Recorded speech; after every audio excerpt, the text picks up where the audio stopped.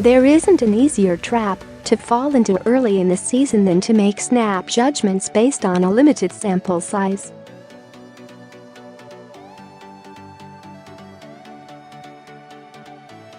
The New England Patriots are a great example of this. After they were trashed by the Kansas City Chiefs in Week 1, it would have been easy to proclaim them overrated.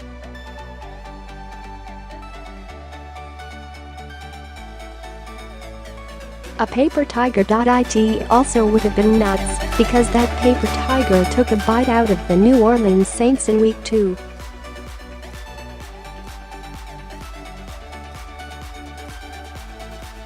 But there are also certain trends that have emerged over the first 2 weeks of this NFL campaign.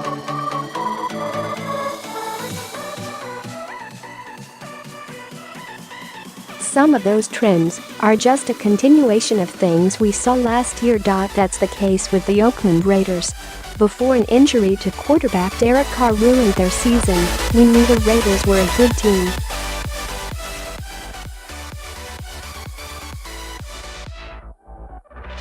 Perhaps the best team in the AFC, that wasn't the aforementioned Patriots.The Silver and Black haven't missed a beat with the calendar turning to 2017. As a matter of fact, after blasting the hapless New York Jets 45-20 at the Black Hole on Sunday, the Raiders are smack in the middle of the conversation as more than just a thorn in Tom Brady's side.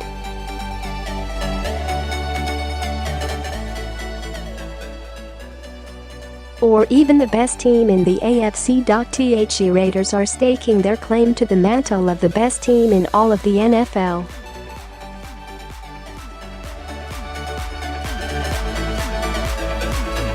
As you can tell from that gaudy score, Oakland's offense was in full chipper shredder mode against the Jets.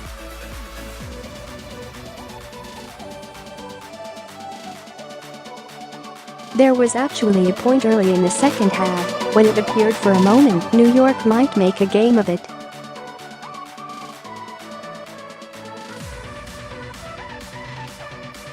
But after a Chandler Catanzaro field goal closed the score to 21-13, the Raiders peeled off 21 unanswered points to blow the game open.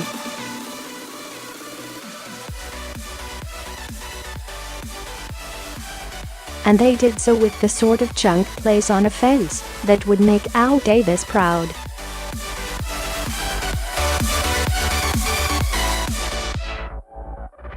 Okay, so Davis would have likely preferred those chunks to have come through the air. That man loved the bomb.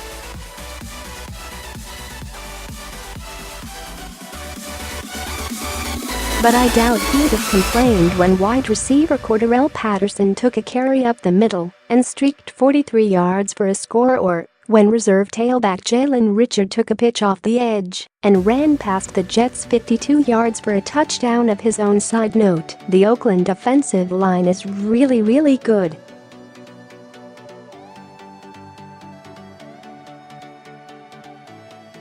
It looked like the best line in the NFL on Sunday as the team rushed for a staggering 180 yards on just 27 carries.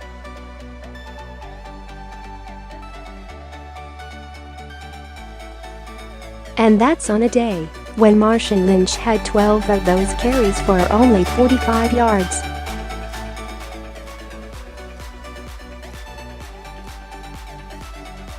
Carr benefited plenty from that line as well.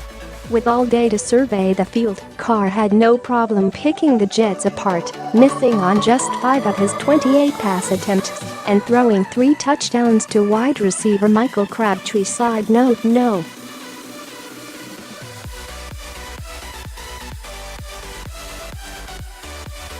It was a fantastic day to start Michael Crabtree in fantasy football leagues.As. Michael Gehlken of the Las Vegas Review-Journal reported it was an offensive performance that had Lynch dancing on the sideline.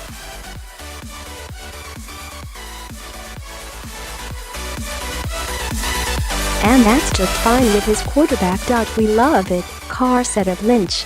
It's not the fact that he's dancing. He's just him.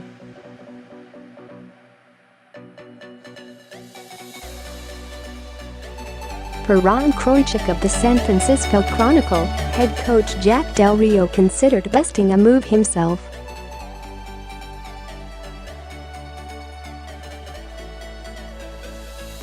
"It was exceptional," Del Rio said. "I was going to join him, but I thought it was better to stay behind and coach. You know, it was a good day when the coach is also a comedian."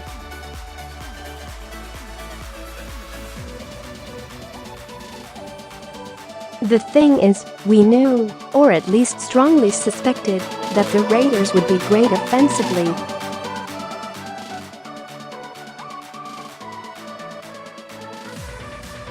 They were in 2016 until Carr got hurt. The question was the defense. And so far this season, that question has been answered emphatically in the affirmative."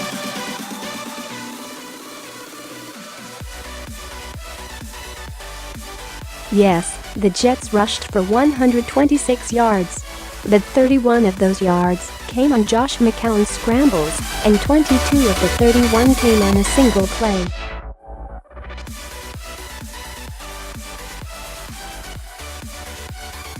That, after the Raiders held a Tennessee Titans team that averaged over 136 yards a game on the ground in 2016 under 100 in a Week 1 win in Nashville.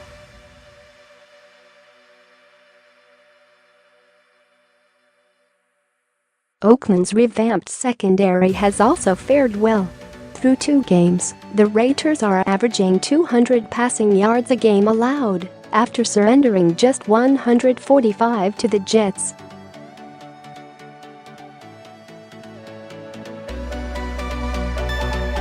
That would have ranked Oakland second in the NFL in pass defense a year ago. Sure, in the Titans and Jets, the Raiders haven't exactly faced the greatest show on turf.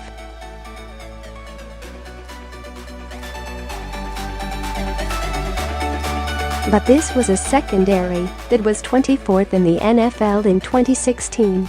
They're allowing nearly 60 fewer yards per game at this point. Does this mean the Raiders suddenly have a great defense? No.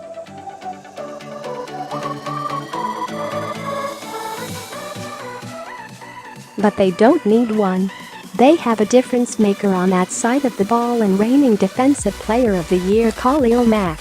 But as a unit, with that offense, they just needed to be better this season.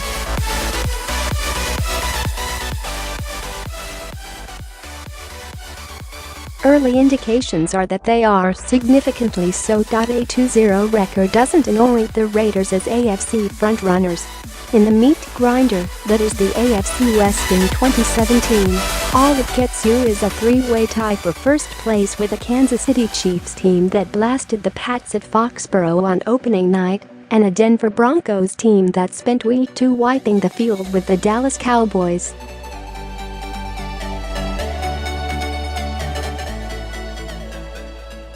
We'll find out soon enough just how good they really are. In 2 weeks, the Raiders travel to Denver. 3 weeks after that, they play their first of 2 with the Chiefs.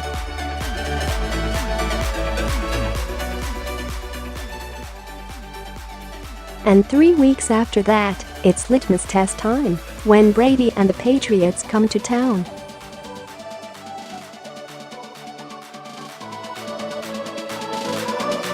Through 2 games, the Raiders look like a team that could win any of those games, or all of them.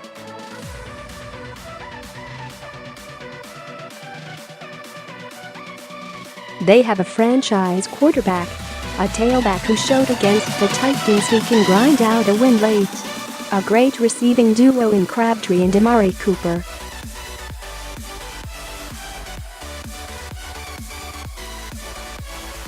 One of the best offensive fronts in football.And perhaps most importantly, an improving defense to complement all that firepower and people movers.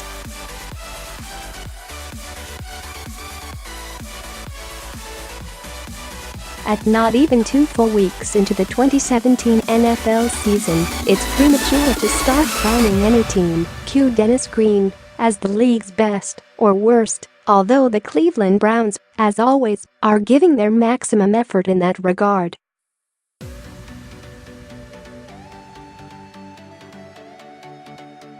But make no mistake, the Oakland Raiders are the real deal.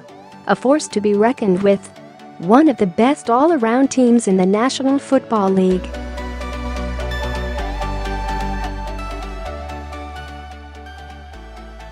Maybe the best. Somewhere, old man Al is smiling.